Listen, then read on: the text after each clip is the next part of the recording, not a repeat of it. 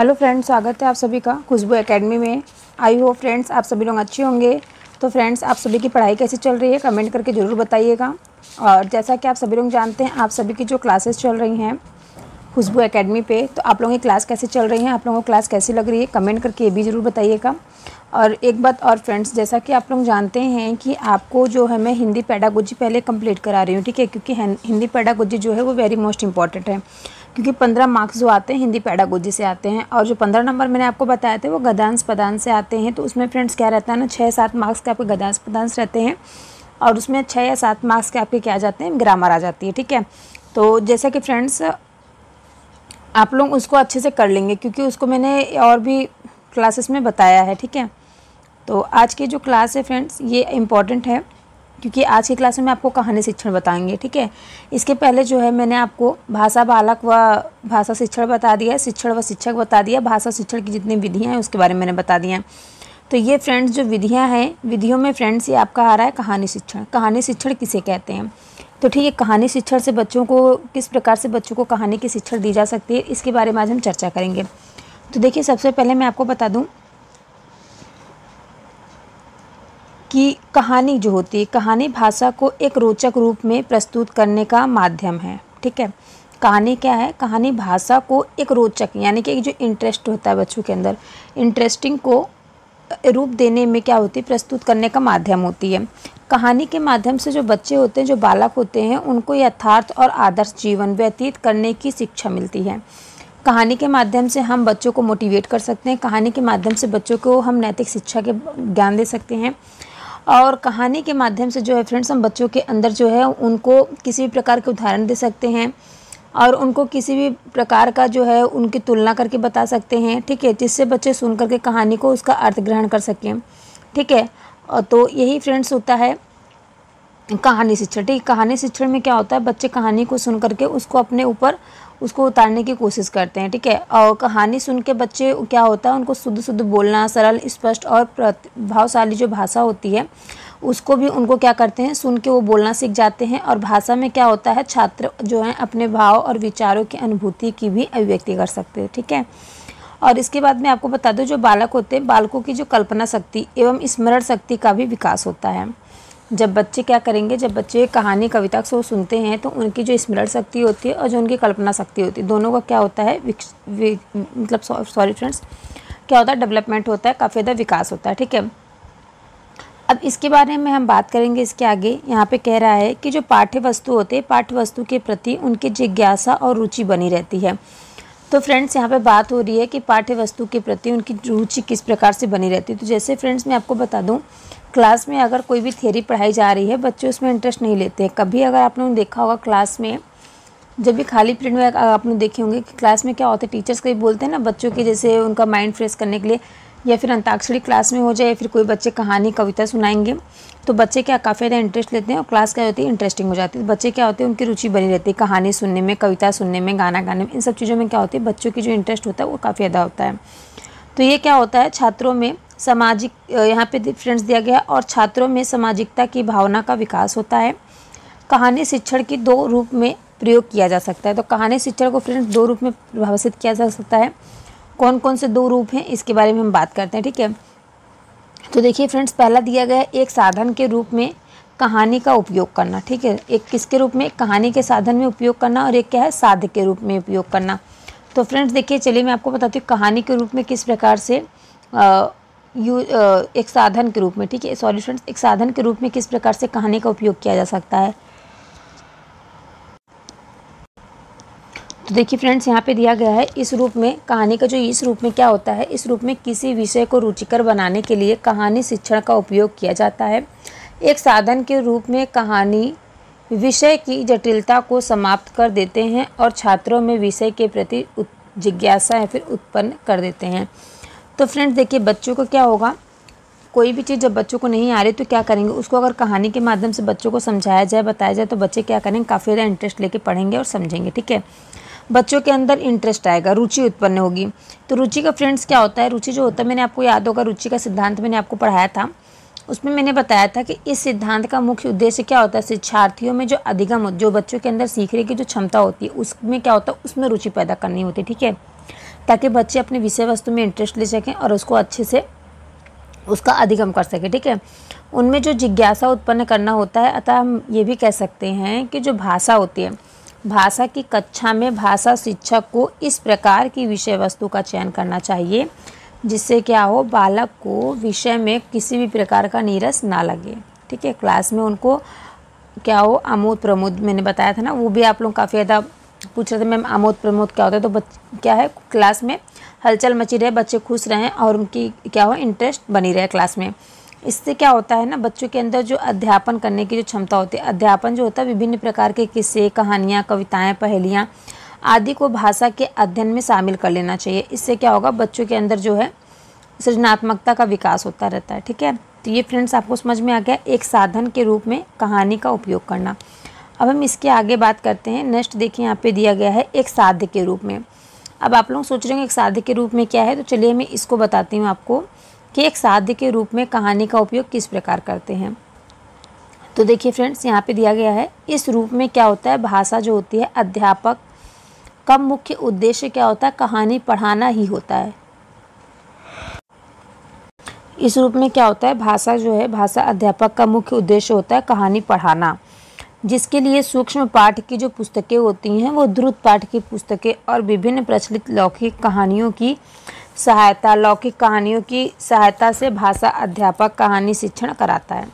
ठीक है फ्रेंड्स, तो यहाँ पे ये सब बातें हो गई। अब इसके बाद अगर हम बात करेंगे, जैसे यहाँ पे कह रहा है साध्य। साध्य मतलब क्या होता है, इसमें केवल क्या करता है, टीचर्स कहानी को पढ़ाता है, जिसके लिए क्या होता है, एक सूक्ष्म पाठ की पुस्तक जो होती है, पाठ्य पुस्तकों को और विभिन्न प्रचलित लौकिक कहानियों की जो सहायता से भाषा अध्यापक जो है कहानी शिक्षण कराता है। जो भी देखते होंगे आपके क्लास में जो विषय वस्तु, जो आपकी पाठ्य पुस्तक चल रही है क्लास में, उस विषय वस्तु को लेकर के टीचर्स क्या करता है, क्लास में बच्चों को पढ़ाता है। तो इसको क्या करेंगे फ्रेंड्स, इसको हम साध्य कहते हैं। ओके, तो चलिए इसके बाद मैं आपको बताती हूँ कहानी शिक्षण के 3 अंग होते हैं। पहला अंग होता है शिक्षक द्वारा कहानी कहना। पहला तो ये हो गया, जो टीचर्स होते हैं क्लास में, जो अध्यापक होते हैं वो क्या कहेंगे, उनके द्वारा कहानी का कहना और बच्चों को समझाना। ठीक है, दूसरा होता है कि विद्यार्थियों द्वारा कहानी कहलवाना। दूसरा होता है फ्रेंड्स विद्यार्थियों द्वारा कहानी को कहलवाना। ठीक है, विद्यार्थी क्या करेंगे, विद्यार्थी जो है बुक को पढ़ के बच्चों को कहानी समझाएंगे, बताएंगे। ठीक है, उसके बाद होता है विद्यार्थियों द्वारा कहानी लिखवाना। देखिए पहले क्या होता है, पहले टीचर्स बच्चों को कहानी को अच्छे से पढ़ाते हैं और समझाते हैं। ठीक है, पहले टीचर्स बताएंगे, उसके बाद क्या होगा, विद्यार्थी उसको एक एक करके पूरा अच्छे से पढ़ेंगे, बच्चों को समझाएंगे। उसके बाद क्या होगा, टीचर्स बोलेंगे विद्यार्थियों द्वारा कहानी को लिखवाना। तो ये तो हो गई फ्रेंड्स आपकी यहाँ पे कहानी शिक्षण कंप्लीट। तो आप लोगों को अगर कुछ पूछना है कमेंट करके तो आप पूछ सकते हैं। और इसके बाद अगर हम चलते हैं नेक्स्ट पे, तो नेक्स्ट आपका आता है यहाँ पे नाटक शिक्षण। ठीक है, इसके बाद जो है मैं आपको प्रश्नोत्तर भी इसके करा दूँगी, किस प्रकार से आपके एग्जाम में इनसे रिलेटेड क्वेश्चन आंसर आपके एग्जाम में पूछे जाते हैं। ठीक है, कहानी शिक्षण से और नाटक शिक्षण से। तो चलिए नेक्स्ट हम चलते हैं नाटक शिक्षण पे। तो देखिए फ्रेंड्स, यहाँ पे दिया गया नाटक शिक्षण किसे कहते हैं। तो नाटक शिक्षण क्या है, देखिए शुद्ध तथा प्रभावशाली वार्तालाप की जो शिक्षा प्रदान करने के लिए उचित प्रयोग द्वारा अर्थ ग्रहण करने की जो योग्यता विकसित करने के लिए नाटक शिक्षण भाषा शिक्षण का एक अभिन्न अंग कहा जाता है। ठीक है, नाटक शिक्षण क्या है, ये भाषा शिक्षण का एक अभिन्न अंग माना जाता है।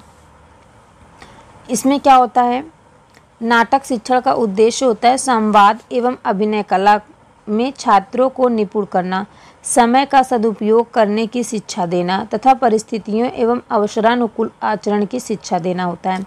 तो देखिए फ्रेंड, इसमें क्या होता है, इसमें जो बच्चे होते हैं वो नाटक के द्वारा अभिनय करते हैं, अभिनय करके बच्चे क्या करते हैं, सीखते हैं। ठीक है, जैसे कि आप लोग देखें कोई भी चीज़ बच्चे को अगर करके सिखाई जाए तो बच्चे क्या करेंगे, काफ़ी अच्छे से उसको समझते हैं और सीखते हैं। ठीक है, अगर वही चीज़ हम बुक से पढ़ा के बच्चों को समझा दें तो बच्चे उतना अच्छा नहीं समझ पाएंगे जितना बच्चे क्या करेंगे नाटक के द्वारा, जिसको मैंने आपको बताया था अभिनय विधि। अभिनय विधि अगर आप लोगों को याद होगा तो मैंने उसमें भी आपको बताया था अभिनय विधि में, किसको किसको याद है कमेंट करके बताइएगा। जो मैंने आपको अभिनय विधि बताई थी, अभिनय विधि मैंने आपको किसमें बताई थी फ्रेंड्स, किसी को याद आ रहा है तो आप लोग बताइए। देखिए जो अभिनय विधि मैंने बताई थी वो मैंने कविता शिक्षण की विधिया में बताया था।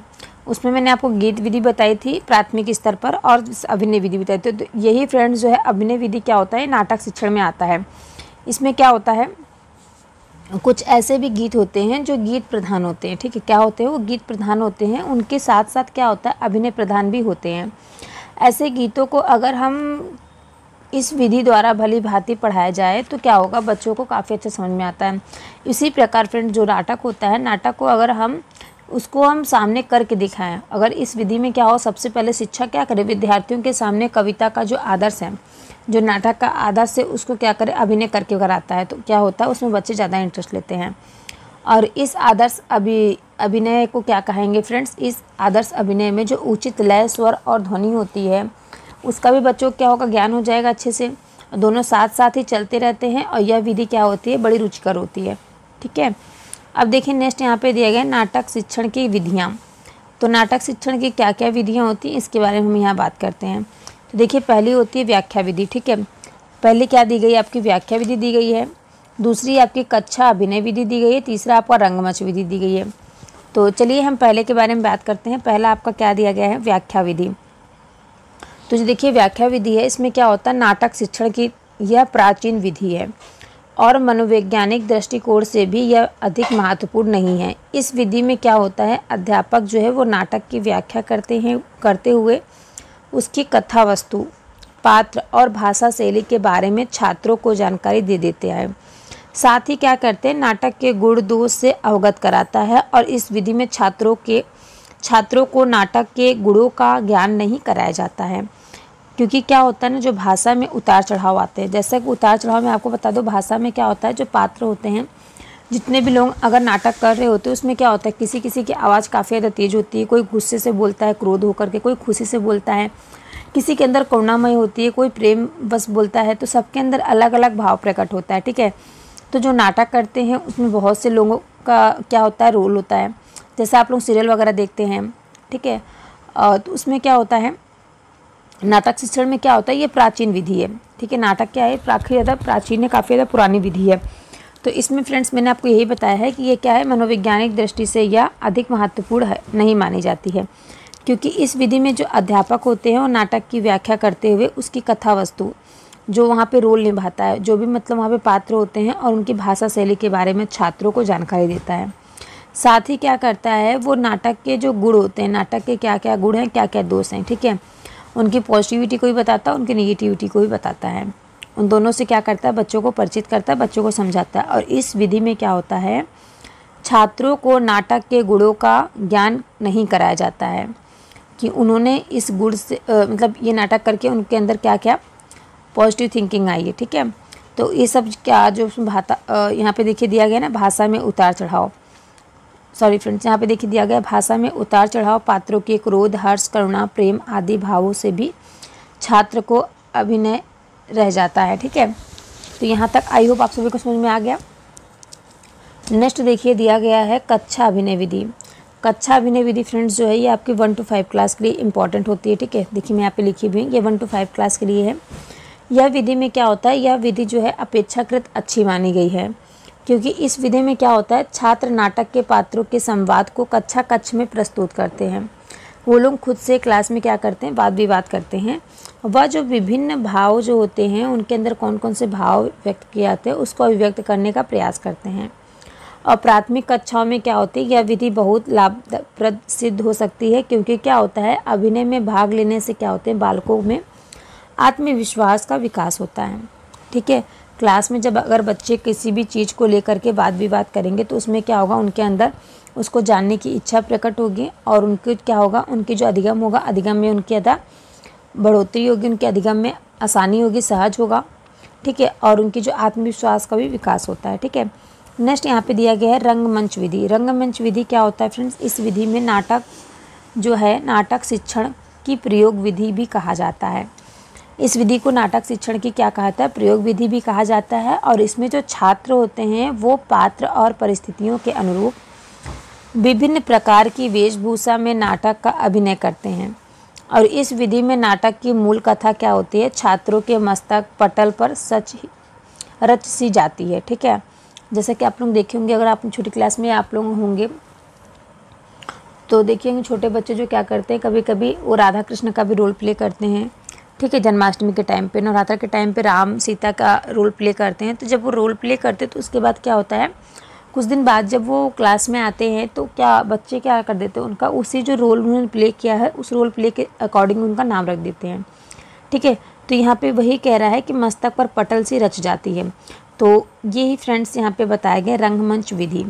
तो आई होप फ्रेंड्स आप सभी को रंगमंच विधि अच्छे से समझ में आ गया होगा, और अगर आपके एग्ज़ाम में आएगा तो आई होप आप लोग अच्छे से कर लेंगे। ठीक है, तो अब देखिए फ्रेंड्स यहाँ पे आपका आता है, इसके बाद नेक्स्ट आपका है जो